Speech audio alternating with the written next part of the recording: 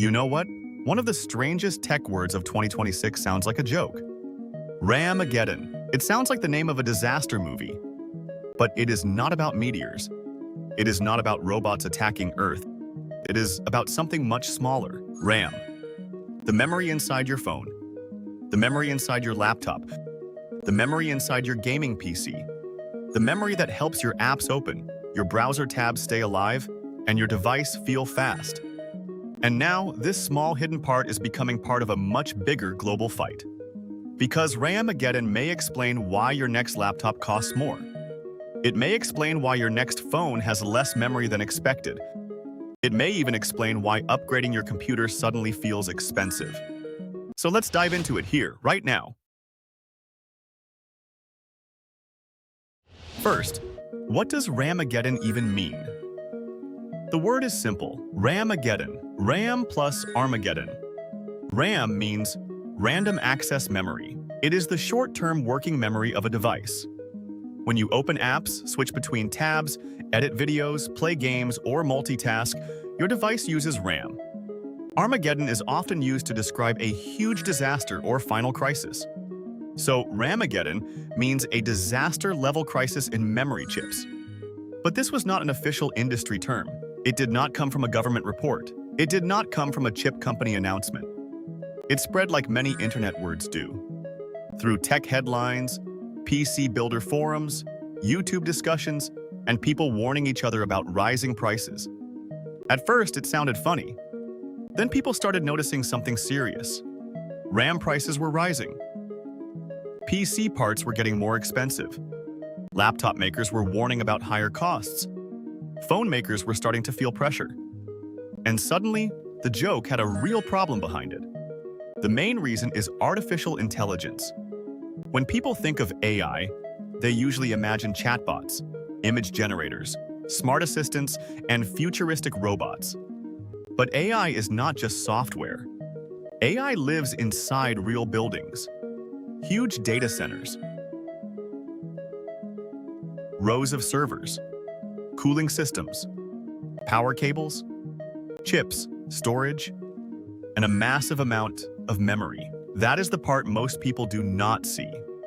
AI needs powerful processors, but processors are not enough. A processor is like a chef.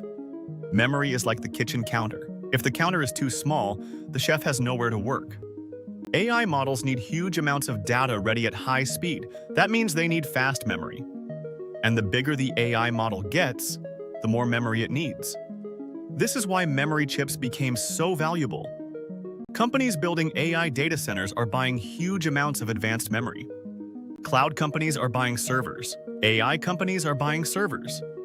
Big tech companies are building more data centers. Everyone wants more computing power, but for that computing power, they need memory. This creates a problem. Memory factories cannot magically double overnight.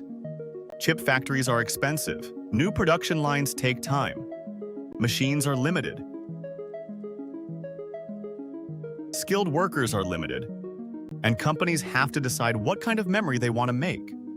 If AI memory brings more profit, chip makers naturally focus more on that market. That does not mean consumer RAM disappears. But it does mean the whole market becomes tighter. And when supply becomes tight, prices rise. This is where RAMageddon reaches normal people. Because RAM is not just something gamers buy separately. RAM is inside almost every modern device. Your phone has RAM. Your laptop has RAM. Your tablet has RAM. Your smart TV uses memory. Your gaming console uses memory. Even some cars use memory chips for screens, sensors, and control systems. So when memory becomes more expensive, device makers face a choice. They can raise prices. They can reduce profit. Or they can reduce the specs. That last one is the quiet option. A company may not say, "This phone has less RAM because memory prices went up."